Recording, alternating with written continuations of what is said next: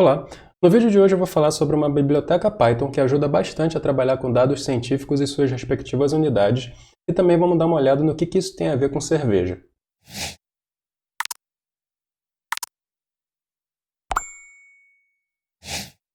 Nos últimos vídeos do canal, eu mostrei algumas situações onde erros simples de conversão de unidades causaram diversos problemas, como por exemplo, o pouso forçado de um avião e a perda de milhões de dólares pela NASA em alguns projetos espaciais. Hoje eu vou mostrar como que você pode evitar ter problemas de conversão de unidade em seus programas. A linguagem que eu vou mostrar vai ser a Python e eu vou mostrar para vocês uma biblioteca dessa linguagem que nos auxilia a trabalhar com unidades e fazer conversões de uma maneira mais segura. A biblioteca que a gente vai usar é essa daqui, a Pint. Eu estou no site do projeto. Então, como está mostrando aqui, é uma biblioteca, um pacote que ajuda a definir, operar e manipular quantidades físicas. Tá? O que são quantidades físicas? Quantidades físicas são definidas como sendo o produto de um valor numérico e a sua respectiva unidade de medida. Tá? Então, essa biblioteca ela vai ajudar a gente a fazer operações aritmétricas entre quantidades físicas e também conversões entre as mais diferentes unidades. E você deve estar achando estranho assim, pô, por que tem aqui uma foto de um copo de cerveja? Pint é um termo que se usa em alguns países, especialmente de língua inglesa, mas também alguns outros países usam esse termo para se referir a um determinado volume de cerveja. O problema é que esse volume não é padrão. Cada país acaba tendo a sua medida. Tá? Tem um artigo muito interessante no Wikipedia, que é esse daqui, que trata exatamente disso, mostrando que como as medidas são distintas, você também tem diferentes medidas de copo. Tá? Então você tem aqui, por exemplo, o copo cônico, você tem esses copos aqui chamados de nonic, daí você tem o pint, o half pint, né, metade de um pint. Enfim, tem várias curiosidades aí nesse artigo que eu recomendo bastante a leitura. E como eu falei, cada país acaba tendo uma medida, inclusive alguns, como o conjunto de países do Reino Unido, né, tem leis determinando quanto que é um pint. Tem essa tabela aqui na Wikipedia, inclusive, que mostra mais ou menos aí a quanto que equivale um pint em diversos países no sistema métrico que a gente está um pouco mais acostumado. Então reparei que pode variar bastante. Como esse pacote se propõe exatamente a auxiliar em conversões de unidades, é bastante interessante a gente ter escolhido esse nome, tendo em vista que um pint pode ter diversas definições a depender do país. Tá? Então é por isso que tem esse nome, por isso que está essa figura aí no site do projeto. Beleza? Para auxiliar nas explicações desse vídeo, eu vou utilizar um Jupyter Notebook. O Jupyter Notebook permite que eu tenha células com texto, ou seja, onde eu posso escrever, dar algumas explicações, e também células onde eu vou ter código efetivamente, código Python. Eu posso rodar essas células separadamente vendo o resultado de cada uma delas, ou seja, eu posso documentar o processo de criação do meu código. Aqui no vídeo eu vou começar do zero esse notebook com vocês, e lá no artigo do site, que está aí na descrição, vai ter um notebook completo, tá? Para você ver o resultado disso que a gente vai fazer aqui, e também vai ter células com texto explicando cada parte desse processo. Tá? Então você pode assistir o vídeo, ver o desenvolvimento dele e depois pode ir lá no artigo e ler com todas as explicações e até com alguns detalhes que às vezes eu não coloco no vídeo para o vídeo não ficar muito grande. Beleza? E se você quiser saber como que você pode trabalhar com Jupyter Notebooks, dá uma olhada no vídeo que eu já fiz sobre o projeto Anaconda, que é basicamente um programa que você instala que vem com diversas ferramentas para ajudar no desenvolvimento de software, mais voltado para a parte científica. E no Anaconda você tem o próprio programa Jupyter Notebook e tem o Jupyter Lab, que é um Jupyter Notebook com algumas ferramentas um pouco mais elaboradas. Tá? Eu prefiro trabalhar no Jupyter Lab do que no Jupyter Notebook em si, mas os dois abrem notebooks. E se você por algum motivo não puder instalar no seu computador o Anaconda, ou você quer ter os seus notebooks na nuvem para que você poder acessar de diversos computadores, você pode dar uma olhada no Google Colab, que ele também trabalha com Jupyter Notebooks, reconhece o mesmo formato do Jupyter Notebooks do Anaconda, que é esse formato aqui, IPYNB, e tem as mesmas funcionalidades e tem uma interface até um pouco mais amigável na opinião de algumas pessoas. O notebook que eu vou gerar aqui nesse vídeo vai estar no link aí na descrição e você também pode encontrar no repositório do Ciência Programada no GitHub. Basicamente é você colocar lá github.com/ciência programada. A instalação do Pint é bastante simples. Tá? Se você estiver utilizando o pip como gerenciador de pacotes, é pip install Pint. Se você estiver utilizando o conda, é conda install -c conda forge Pint, que nem as instruções aqui da documentação.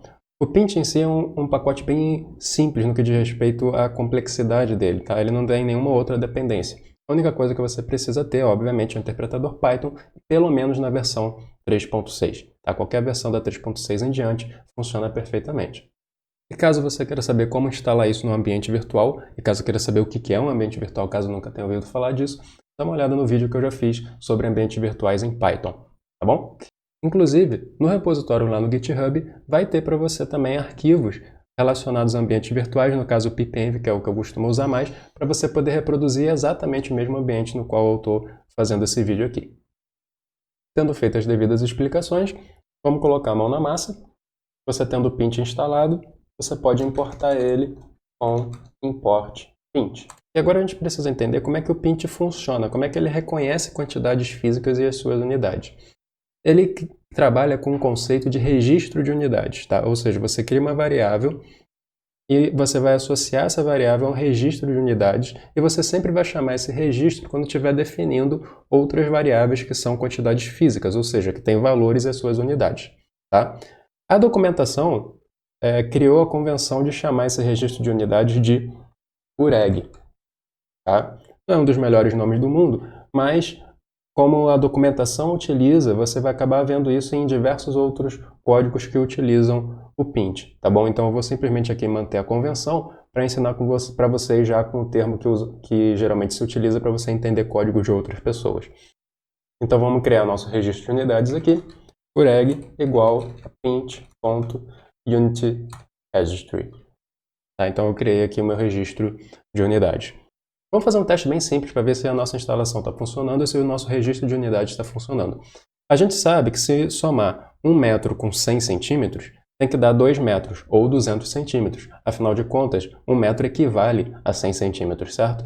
Vamos fazer essa soma aqui e vamos ver como é que o interpretador vai se comportar. 1 vezes ureg.meter, que é uma das formas de você definir uma unidade, tá? Mais 100 vezes ureg.centimeter. Mas eu também quero mostrar para você que se eu botar cm funciona, tá? Ele funciona tanto com o nome completo da unidade, tanto com o seu símbolo usual. Então, repara que ele me deu a resposta aí certa. A gente vai trabalhar com mais calma isso no decorrer do vídeo, tá? Mas eu só queria mostrar para vocês que a instalação está funcionando e o registro de unidades também está funcionando. Geralmente, quando a gente está escrevendo um programa, a gente guarda valores em variáveis. Essas variáveis para a gente vão ser quantidades físicas, certo? Porque vai ter um valor e uma unidade associada. Vamos ver duas das principais maneiras de criar quantidades. A primeira é similar ao que a gente fez na linha de cima, só que associando isso a uma variável.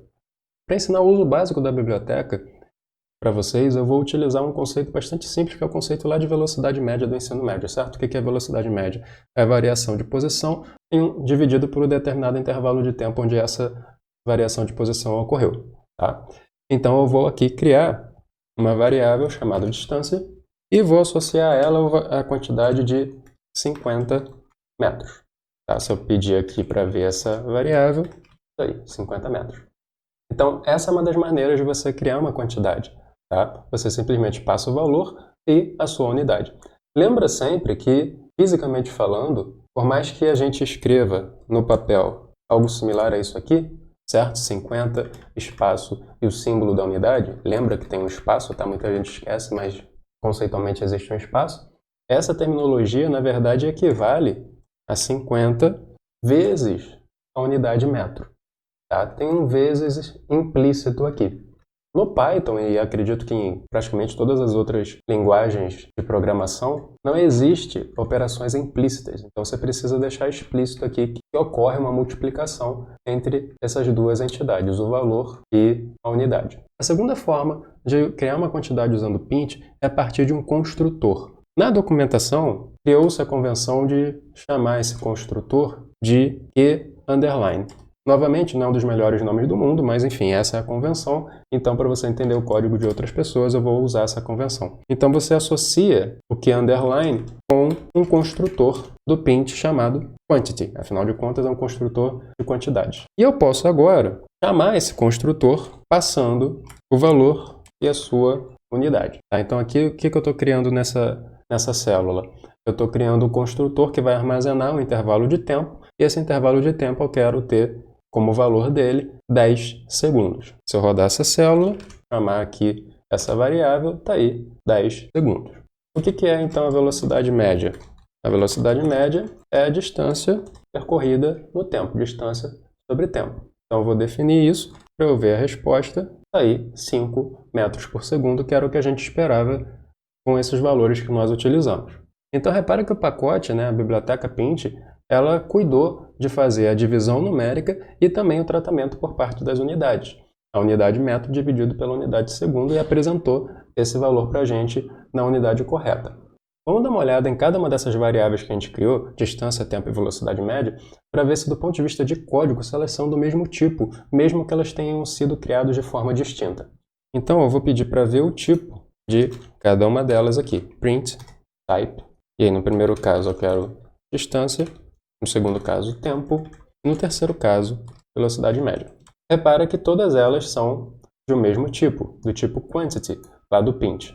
Eu posso também dar uma olhada na representação interna dessas quantidades. Então eu vou substituir o type aqui por repr. No notebook completo, que está lá no repositório que você pode acessar pelo link aí abaixo, eu deixo os links para a documentação, caso você nunca tenha visto esse comando repr e o significado dele. Eu simplesmente estou utilizando aqui a informação que ele vai dar para a gente, mas se você quiser saber exatamente o que é, dá uma olhada no link, dá uma olhada lá no meu repositório, que tem um link para a documentação, ou então simplesmente joga no Google aí, Python, repr, e você vai dar uma olhada no significado dele. O que interessa aqui para mim é o resultado que ele está me dando. Quantity, quantity, quantity, algo que a gente já esperava, tendo visto que a gente tinha visto que era esse o tipo, e ele está me dando aqui o valor, vírgula, e as unidades. E repara que as unidades aqui são como strings. Isso é uma informação bem interessante e mostra que a gente pode utilizar o Pint de uma maneira que eu acho que é a maneira mais fácil. Ao invés de ficar sempre multiplicando vezes por egg e o nome da unidade, a gente pode criar quantidades de formas mais simples. Vamos ver a primeira forma que a gente criou. Digamos que eu esteja criando aqui uma quantidade que tem o valor de 10 metros. Eu posso criar ela assim. Eu posso criar ela assim, certo? Ao invés de dar o nome completo da unidade, simplesmente o seu símbolo. Eu acabei de perceber, vendo aí a representação, que o Pint aceita strings, então eu poderia ter passado assim. Repara que deu o mesmo retorno. Obviamente que a abreviação também vai funcionar. A gente já viu que podia usar o construtor de quantidades, e eu tinha ensinado vocês a fazer assim. Agora a gente já sabe que esse ureg.meter poderia ser qualquer uma das formas que já apresentei aqui nas células anteriores, certo? Mas a forma que eu acho a mais simples de todas, já que ele aceita strings, é simplesmente passar da maneira como a gente está acostumado a escrever. A gente está acostumado a escrever 10, espaço e o símbolo da unidade, certo? Funciona também. Então, isso para mim é um dos grandes poderes dessa biblioteca. Você pode passar para o código exatamente da maneira como você está acostumado a escrever. Isso diminui o impacto burocrático ali e facilita muito a leitura do seu código. Sempre tente fazer códigos fáceis de ler, certo? Esquece aquele monte de X, Y que a gente acaba utilizando quando está fazendo as coisas em papel, tá? Código é uma coisa que tem que ser fácil de ler, porque daqui a algum tempo você vai pegar o seu código e não vai se lembrar mais do que você estava pensando ali se você não documentar ele de maneira adequada e se você também não criar suas variáveis com nomes que significam alguma coisa, associar valores a essas variáveis de uma forma fácil de ler. Então eu considero essa a melhor forma de trabalhar com o Pint, utilizando o construtor e passando para esse construtor algo muito similar ao que você já escreveria no papel, beleza? Então, só para dar um exemplo, se eu quisesse criar a constante universal dos gases, eu poderia criar ela aqui, constante gases, nada de R, certo? Nada disso. Cria a variável com o nome daquilo que efetivamente ela vai armazenar. E passar para a variável uma quantidade, tá? Que é o valor dela. Lembra aqui que eu tenho que passar na forma de string. Eu vou me limitar a 3 casas decimais, tá? Simplesmente para não ficar escrevendo um monte de número aqui. E a unidade. A unidade, no caso aqui eu estou utilizando o Sistema Internacional de Unidades, é Joule por mol Kelvin, mas lembra que tanto mol, tanto Kelvin estão no denominador. tá? Então, por isso que eu estou utilizando aqui parênteses. Todas as regras de precedência que valem para valores também valem para as suas respectivas unidades. Vou dar Enter aqui. Se eu pedir para ver o que tem nessa variável, tá aí, ó, ele reconheceu certinho. 8.314 Joule dividido por Kelvin mol. Eu posso explorar cada parte de uma determinada quantidade física associada a uma variável. Tá? Quais são as suas partes? O seu valor, que formalmente o nome é magnitude, e a sua unidade. Ok? E eu também posso olhar as dimensões, fazer uma análise dimensional dessa variável, algo que é muito útil, certo? Especialmente se você já está na graduação, ou então teve um estudo de física legal no ensino médio, um dos tópicos que a gente estuda é análise dimensional, você verificar todo o estudo de unidades para ver se você está sendo coerente do ponto de vista de unidade do início ao fim das suas contas. Então, você poder fazer uma análise dimensional a partir de um programa ajuda bastante. Como que eu posso fazer cada uma dessas partes? Eu posso pegar aqui constante gases, ponto magnitude, vai me dar apenas a parte numérica. Se eu pedir constante gases, ponto units, vai me dar as unidades. E se eu pedir constante gases, ponto dimensionality, ele vai me dar aí a análise dimensional. Repara que ele decompôs o Joule, certo? Ele decompôs o Joule aqui nas suas dimensões mais básicas. Afinal de contas, o Joule é a unidade de trabalho, trabalho é força vezes distância, força é massa vezes aceleração, aceleração é velocidade sobre tempo e velocidade é distância sobre tempo. Ou seja, a análise dimensional você faz a decomposição disso tudo e ele está me dando aqui tudo isso decomposto. Se você quiser, você pode comparar o resultado que o programa me deu aqui fazendo a análise dimensional na mão. Beleza? Vamos agora falar das conversões de unidades em si. Tá? Então, relembrando aqui, a nossa velocidade média é de 5 metros por segundo. Se eu quiser o valor em quilômetros por hora, por exemplo, eu posso, velocidade média, ponto to é para, certo? Em inglês, e dizer que eu quero em quilômetros por hora. Ele vai me dar aí 18 quilômetros por hora. Mas a minha variável ainda está armazenando o valor original em metros por segundo. Tá? Se eu quiser que a minha variável armazene o novo valor com a nova unidade, ao invés de usar o to que eu usei aqui na célula 25, eu passo como i2. Esse i significa in place, que é um termo que a gente usa em programação quando você quer alterar o valor dentro da sua própria variável de uma maneira bem simplificada. Tá? Se você colocar no Google aí programação in place, você vai ver que tem uma terminologia um pouco mais complicada e, obviamente, um pouco mais correta do que eu acabei de falar, mas você pode imaginar dessa forma, tá? Eu converti e armazenei o novo valor na própria variável de origem. Só para verificar aqui, velocidade média, 18 km por hora. Por padrão, o Pint sempre tenta mostrar para você as unidades dentro do Sistema Internacional de Unidades, mas eu posso verificar quais são os outros sistemas que ele aceita e também pedir para ele utilizar outro sistema como sendo o sistema padrão de unidades. Vamos dar uma olhada nisso. Se eu der um dir dentro do meu sistema de unidades, eu vejo aqui que ele trabalha com outros sistemas de unidade, tá? Alguns específicos aí para a parte de física atômica, o SI que a gente já está acostumado, o Sistema Americano de Unidades, o Sistema Imperial e o Sistema CGS e o Sistema MKS. Por padrão, ele vem no Sistema Internacional.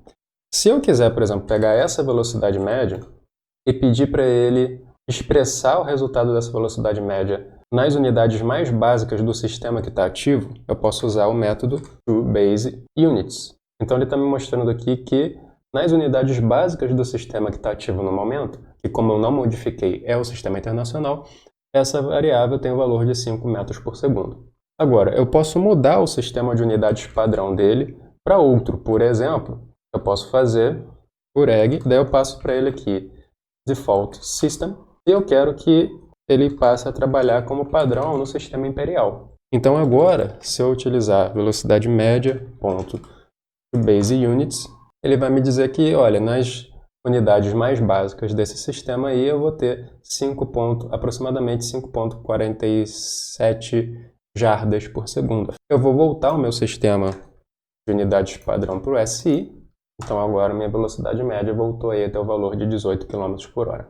E se eu quiser armazenar ela nos valores base do sistema de unidades que eu estou utilizando, assim como no to eu tinha o E2, eu agora também tenho o E2 Base Units, e daí ele vai alterar o valor da variável em si, voltando então para 5 metros por segundo. E aqui, só para reforçar, eu posso novamente verificar cada parte dessa variável. Eu tenho a magnitude, eu tenho as unidades e eu tenho análise dimensional. Então repara aqui que eu tenho uma dimensão de comprimento e uma dimensão de tempo elevado a -1, afinal de contas o tempo está no denominador. Isso que eu mostrei para vocês até agora é o básico do básico de utilização do Pint, certo? Como que você define quantidade e como que você converte unidade. Vamos agora pegar e fazer algumas coisas um pouco mais elaboradas e tentar aplicar isso numa situação real. Eu vou aproveitar um dos casos que eu já abordei aqui no canal, que foi o caso do avião que ficou sem combustível em pleno voo, que eu vou deixar aí no card para você olhar esse vídeo caso você não tenha visto ainda. O que aconteceu nesse caso? Fizeram uma conta errada de combustível, porque utilizaram o valor de densidade errado que deveriam ter utilizado. Na verdade, o valor estava certo, só que estava nas unidades erradas e ninguém percebeu isso, então acabou que a conta que fizeram estava errada. E eu vou tentar mostrar aqui para vocês como que eu poderia escrever uma função em Python que se certificasse que as unidades estão corretas para calcular o volume de combustível que deveria ter sido utilizado naquela situação. Para isso eu vou usar o Pint. Eu vou usar também alguns conceitos um pouco mais elaborados da linguagem, como por exemplo o conceito de decorator. Então vai ser também uma forma de mostrar algumas das funcionalidades não só do pacote, mas também da linguagem Python em si, tá bom? Então só para lembrar das contas e para a gente ter elas aqui fácil para a gente consultar no próprio notebook, eu vou criar uma célula do tipo texto. O texto se chama Markdown porque na verdade Markdown acaba sendo a linguagem que a gente utiliza para escrever texto aqui. Tá? A gente pode colocar fórmulas matemáticas, enfim, algum dia eu vou fazer um vídeo um pouco mais focado em Markdown. E eu vou buscar lá no artigo do site as contas. As contas estão na forma de uma figura, então eu posso copiar o endereço dessa figura, vir aqui no meu notebook e inserir um link para essa figura, utilizando aí um pouquinho de Markdown. Então o notebook fez aí, reconheceu que o link que eu coloquei é de uma imagem e está aí a imagem para a gente. Tá? Então só para a gente relembrar bem rapidamente aqui, os técnicos da empresa de aviação viram que tinha 7.682 litros já presentes no tanque do avião. Pelos motivos que eu expliquei lá no vídeo e tem também no artigo do site, eles precisavam saber a massa, porque as contas em aviação são feitas em massa. Então eles precisavam multiplicar pela densidade. Esse é o valor da densidade correto, tá? Que está nas unidades aqui de quilograma por litro. Eles acabaram utilizando libras por litro, porque libras é a unidade de massa no sistema imperial, que era mais utilizado no Canadá, então eles tinham esse costume, e dá esse valor. E daí o comandante do voo disse que deveria ter 22.300, então eles precisavam adicionar 16.131 kg de combustível, só que como o combustível era medido em volume, eles precisavam converter isso de volta para volume, novamente utilizando a densidade, só que agora dividindo a massa pela densidade. Então esse era o volume que deveria ter ido para o tanque, mas daí lá no vídeo, no artigo, eu mostro que acabou indo apenas 5.000 litros, porque eles utilizaram a densidade nas unidades erradas. Então, basicamente, o que eu preciso para poder calcular o volume de combustível que eu tenho que abastecer o avião? Eu preciso saber o volume que já existe, eu preciso saber qual é a massa de combustível que o piloto do avião disse que precisa ter para fazer a viagem, e eu preciso ter a densidade do combustível para fazer essa conta, certo? Basicamente, é isso que eu tiro aqui dessa figura. Eu posso, portanto, pensar em definir uma função que receba esses três parâmetros e dê como retorno o volume a ser utilizado para abastecer, certo? Essa vai ser a primeira implementação que eu vou fazer aqui com vocês para a gente treinar o uso aí do Pint. Como a gente vai fazer outras implementações, eu vou chamar aqui essa função de volume abastecer, né? Porque é o volume que você precisa abastecer de combustível ao seu tanque. E como a gente vai fazer outras implementações, eu vou chamar aqui de implementação 1, tá? Simplesmente para a gente não poder depois comparar essas implementações. Você pode pensar num primeiro momento em fazer da forma mais simples possível, que é como? você passar o volume presente, a massa total e a densidade do combustível. Eu vou diminuir só um pouquinho aqui a fonte, para a gente poder ver o código todo. Pelos motivos discutidos lá no vídeo do avião, a gente sabe que a densidade varia, certo? Afinal de contas, a densidade varia com a temperatura, então eles precisavam consultar qual era a temperatura, enfim, tudo aquilo que eu mostrei lá no vídeo. Tá? Aqui, para simplificar, eu vou considerar o valor padrão da densidade do combustível como sendo 0,803 kg por litro, tá? Porque não é o foco desse vídeo aqui a gente ficar entrando nesse mérito. Então, uma das formas da gente fazer isso em Python, dizer que tem um valor padrão para uma determinada quantidade, é você passar ela com um valor já pré-determinado. Então, 0,803 kg por litro. Então, eu posso definir a minha função dessa forma. E no corpo da função, fazer as contas que a gente precisa. Essa primeira implementação eu vou fazer de uma maneira que muitas pessoas acabam fazendo até por costume, certo? Como boa parte das vezes as pessoas fazem código de programação simplesmente se preocupando em quais os valores que uma determinada função vai receber, a pessoa acaba criando a função com o papel de receber apenas valores numéricos. Tá? E aí dentro da conta ela se preocupa em associar unidades. Então eu vou simular isso daqui. Uma forma que eu tenho certeza que muita gente faria, porque eu já vi isso em outros códigos, é pegar, por exemplo, o volume presente que foi passado apenas na forma de valor e transformar isso numa quantidade, ou seja, associando esse volume presente à unidade litros, fazendo a mesma coisa para a massa total. Pegar a massa total e redefinir ela associando a unidade quilo. E aí fazendo a conta de massa que está presente no tanque, que é o volume presente vezes a densidade do combustível, calculando, portanto, a massa que precisa abastecer, que é a massa total que tem que ter no final, menos a massa que já está presente, e retornando a divisão dessa massa que tem que abastecer pela densidade, afinal de contas é isso que vai definir o volume a se abastecer. Ou seja, boa parte das pessoas, como está acostumada a trabalhar só com valores, iria definir a sua função esperando que o volume presente e a massa total fossem valores numéricos, do tipo float. Só que a densidade ela foi definida como sendo do tipo int quantity, e você também quer que o retorno retorne um int quantity, certo? Porque você quer que retorne o volume em litros. Vamos dar uma olhada nos possíveis problemas dessa implementação, utilizando os valores que estão no exemplo lá do artigo que eu coloquei na figura no notebook. Eu vou rodar essa célula. Então, seguindo aí as contas da figura, se eu passar o valor de volume presente como sendo 7.682 litros e de massa total desejada no final 22.300, ele realmente tem que me dar aí 20.088, e obviamente que tem vários casos decimais aqui, litros. Só que tem um problema nessa implementação. O que acontece se as pessoas que estão passando os valores, ou as outras partes do programa que estão passando valores para essa função, não passarem nas unidades que se espera, certo? Porque aqui está documentado os tipos, e eu posso deixar documentado também que se espera o valor em litros, nesse caso, e no caso de baixo, se espera o valor em quilograma. É sempre importante você documentar o seu código.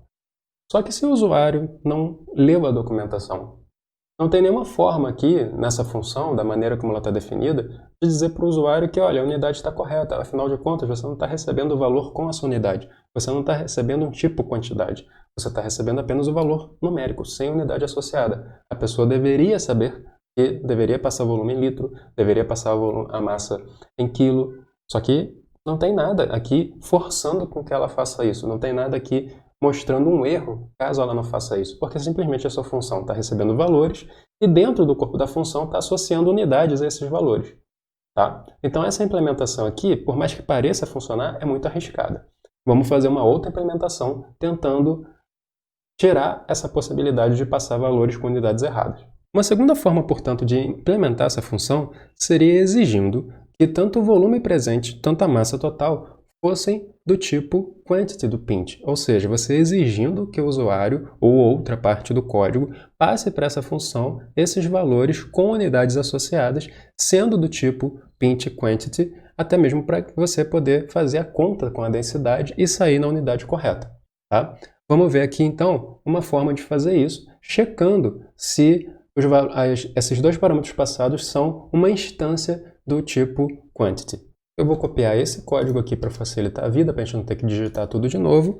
Vou chamar isso aqui de implementação 2. Eu não quero mais depender dessas duas linhas de código aqui, porque eu não quero mais fazer associação com uma unidade, eu quero que esses parâmetros já venham com unidade, então eu vou apagar essas duas linhas. E eu vou fazer literalmente aquilo que eu falei antes. Eu vou checar se volume presente é uma instância de pint quantity, certo? Então eu vou utilizar aí esse método que já vem na biblioteca padrão do Python.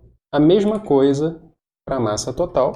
Como eu estou usando esse e aqui, as duas coisas têm que ser verdadeiras para esse if entrar em ação. Se essas duas coisas forem verdadeiras, eu quero que rode a conta. Se forem falsas, ou seja, else, eu quero que me apresente um erro. Eu vou definir aqui como sendo um erro de valor. E eu vou passar uma mensagem para o usuário para ele saber o que diabo está acontecendo, porque não está rodando o código. Eu vou dizer para ele para fornecer os valores como quantidades físicas do pint. Passar aqui entre parênteses, pint quantity. Eu preciso mudar a documentação também da minha função. Então agora o volume se espera que seja o pint quantity. Aqui também. Eu vou deixar ainda a dica aqui que para evitar problemas é bom passar em litro e em quilo. E eu já vou mostrar mais adiante o que eu quero dizer com isso. Você pode documentar isso aqui de uma maneira ainda muito mais completa, tá? Mas simplesmente é só para deixar bastante claro aqui para vocês que, olha, é bom documentar. Eu vou, inclusive, aqui fazer a separação direitinho. Isso aqui são os meus parâmetros. Isso daqui é o meu retorno. Vou rodar essa célula. E agora eu vou fazer o teste passando apenas valores. Então, eu vou copiar isso aqui. Obviamente que eu tenho que mudar isso aqui para implementação 2, certo?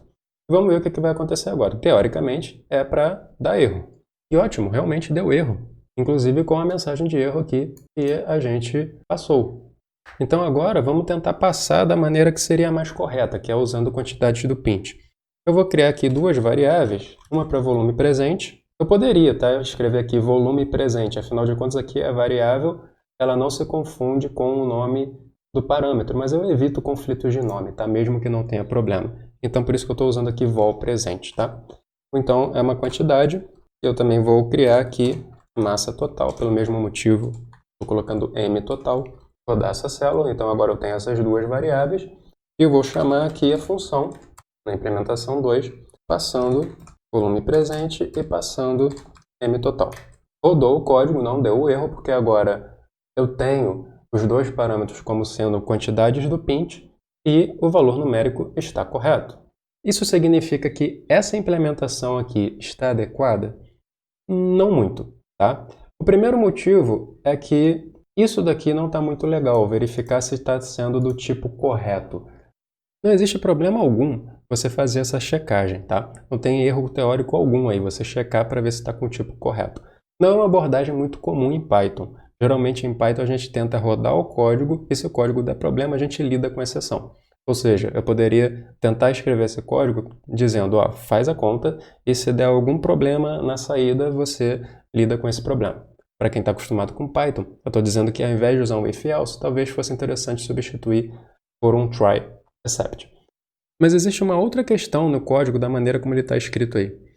Imagina se eu tivesse muitas outras funções, tá? Um código real, onde eu teria muitas outras funções, eu teria outras classes, eu teria todo um universo de código que eu precisaria manter.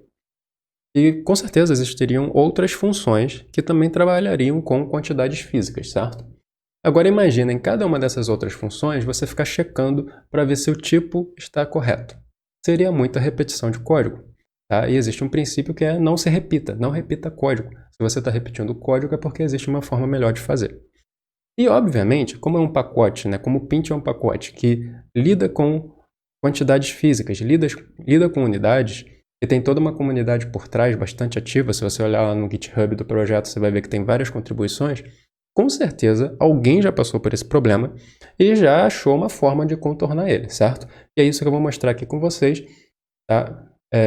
Que é utilizando o que se chama de wraps, tá? Que é um tipo de decorator. Vamos dar uma olhada nisso com calma. Então aqui, olhando a documentação da linguagem Python, a gente vê que um decorator nada mais é do que uma função que retorna uma outra função, geralmente aplicando algum tipo de transformação nessa função, utilizando a sintaxe que ele chama aqui de wrapper. tá? Por isso que lá no Pint eles chamam de reps.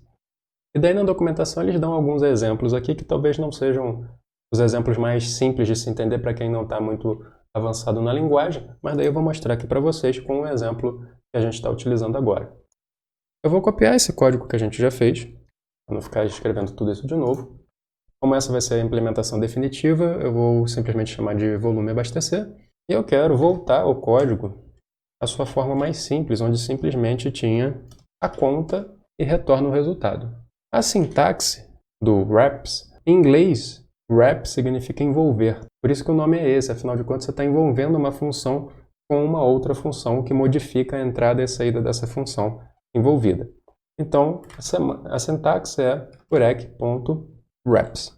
E eu preciso passar para esse decorator duas tuplas. A primeira tupla se refere à unidade do que está saindo da função. Ora, o que está saindo da função é essa conta que se refere ao volume que é necessário abastecer o tanque. Qual é a unidade que eu quero que saia? Eu quero que saia com a unidade de litros. Então eu passo aqui uma tupla com o símbolo de litros. Lembra que tem que ser na forma de string. E na segunda tupla, eu passo as unidades de cada parâmetro que essa função pode receber. Ou seja, o primeiro parâmetro é o volume presente, litros. O segundo parâmetro é a massa total, quilo. E o terceiro parâmetro é a densidade do combustível, que eu quero que seja em quilograma por litro. Eu vou manter a documentação dessa maneira aqui. Eu vou inclusive melhorar aqui um pouquinho, dizendo que por padrão o valor da densidade é esse daqui. Vou rodar essa célula e vamos testar essa definição que a gente fez aqui para essa função, passando só os valores que a gente tinha feito anteriormente. Vamos ver o que vai acontecer. Para essa implementação aqui ser tão boa quanto a outra que a gente já tinha feito, tem que dar um erro, certo? Afinal de contas, eu quero que essa função receba sempre quantidades físicas, ou seja, o valor associado à unidade. Vamos ver o que vai acontecer. Me deu um erro. E também é um value error. E daí ele está me dizendo aqui, né, que a função espera que você receba na forma de quantidade. Então ele já me deu um erro aqui, logo no primeiro parâmetro que eu passei apenas o valor sem a unidade de litro. Vamos agora passar utilizando as quantidades físicas, que a gente já tinha definido anteriormente. Agora tem que funcionar. Beleza, funcionou. E existe uma outra vantagem de você definir utilizando esse decorador WAPRES aqui. Esse decorador vai se certificar de que, caso eu não passe na unidade correta cada um desses parâmetros, ele vai fazer a conversão e vai passar o valor convertido para dentro da função. Nenhuma das outras implementações que a gente fez trata disso, tá? Você pode inclusive testar depois, pegando as implementações anteriores e fazendo esse teste.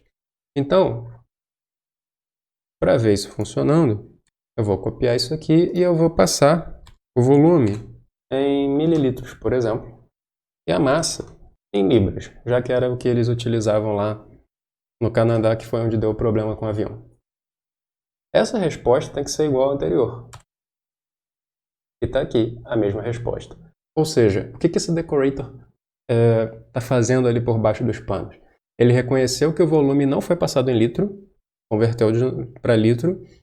Ele reconheceu que a massa não foi passada em quilo, converteu para quilo e passou os valores para dentro da função para fazer a conta, certo? Então repara aí que agora eu tenho muito mais segurança de que essa função vai retornar o valor correto, mesmo que os valores que estão sendo passados para ela não estejam nas unidades corretas. Para terminar esse vídeo, eu vou falar um pouco sobre a aparência do resultado, certo? Como é que a gente pode modificar a aparência do resultado. Aqui, por exemplo, a gente está vendo que está saindo o valor numérico com esse monte de casa decimal. Obviamente que no contexto onde você está abastecendo um avião com 20 mil e poucos litros, tanto faz essas casas decimais, certo? Tanto que lá no próprio artigo do caso do avião e no vídeo que eu fiz, eu mostrei para vocês que eles arredondam os valores para cima, tá? Então, seria muito legal se eu pudesse expressar o resultado sem todas essas casas decimais aqui que não faz o menor sentido no contexto onde a gente está.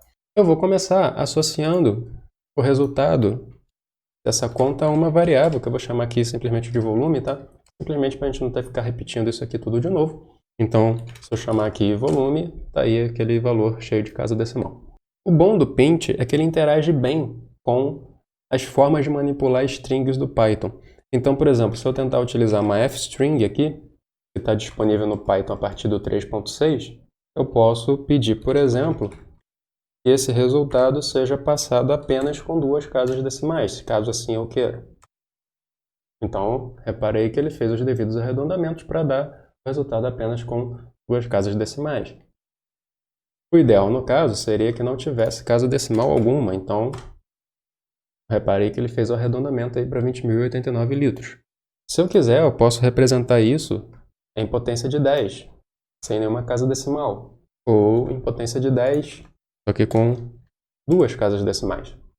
E eu posso deixar mais explícito que isso daqui é uma potência de 10, caso a pessoa que vai ver o resultado não esteja acostumado a ver potência de 10 com a letra E, que nem é muito comum em calculadoras. Eu posso, para isso, usar um modificador aqui do Pint, que é TIL-P.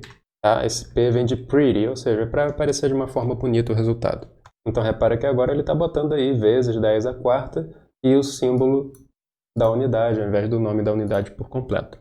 Para esse vídeo não ficar muito grande, eu vou parar por aqui, mas você pode dar uma lida lá no artigo para ver mais formas de modificar o resultado. Você vai ver, inclusive, maneiras como você pode traduzir o nome das unidades, certo? Então, a gente viu aqui durante todo o código que ele está mostrando lá meter, liter, com os nomes em inglês, afinal de contas, essa é a linguagem que predomina em programação, mas você tem como traduzir o nome das unidades, então dá uma lida lá no artigo para você, caso você tenha interesse nisso. Obviamente que esse pacote tem uma série de outras funcionalidades, tá? Para esse vídeo não ficar gigante, por hoje eu vou parar por aqui, mas ele vai aparecer de novo aqui no canal. Afinal de contas, eu não mostrei como que esse pacote interage com outros pacotes que a gente usa muito em ciências, como por exemplo o NumPy, e ele interage bem com o NumPy. A gente não viu o que acontece caso meus valores tenham incerteza, que é uma outra coisa bastante comum, certo? Aquele mais, menos, certo? Então, por exemplo, se lá no cálculo de velocidade, tá, se a minha distância tivesse uma incerteza, por exemplo, de mais ou menos 1 metro, como é que esse pacote de unidades iria se comportar nesse caso? Ele iria associar a unidade a essa incerteza também? Então, isso eu também não tive como abordar aqui, para o vídeo não ficar muito grande. Como que esse pacote interage com gráficos? Pô, será que tem uma forma de passar a unidade para o eixo do gráfico, para já sair o gráfico com as unidades certinhas, utilizando, por exemplo, o Matplotlib, que é a biblioteca de gráficos mais utilizada em Python? E tudo isso, a resposta é sim, tá? O Pint interage com todos esses pacotes de uma maneira muito boa. E eu vou fazer outro vídeo no canal abordando isso, tá? Por hoje é isso, eu espero que você tenha gostado, eu espero que você tenha percebido que agora não tem mais desculpa para você fazer códigos com quantidades físicas dentro do contexto de ciências ou dentro do contexto de engenharia, sem utilizar esse pacote. Não tem mais desculpa nenhuma para você fazer códigos que não tratam de unidade e que estejam suscetíveis a erros de unidade. Beleza? Por esse vídeo é isso. Até a próxima. Não se esqueça de curtir esse vídeo, de comentar, tá? Deixa um comentário aí caso você queira que eu explore mais algumas coisas que eu não explorei nesse vídeo, de compartilhar esse vídeo nas redes sociais, de seguir o Ciência Programada nas redes sociais e até o próximo vídeo.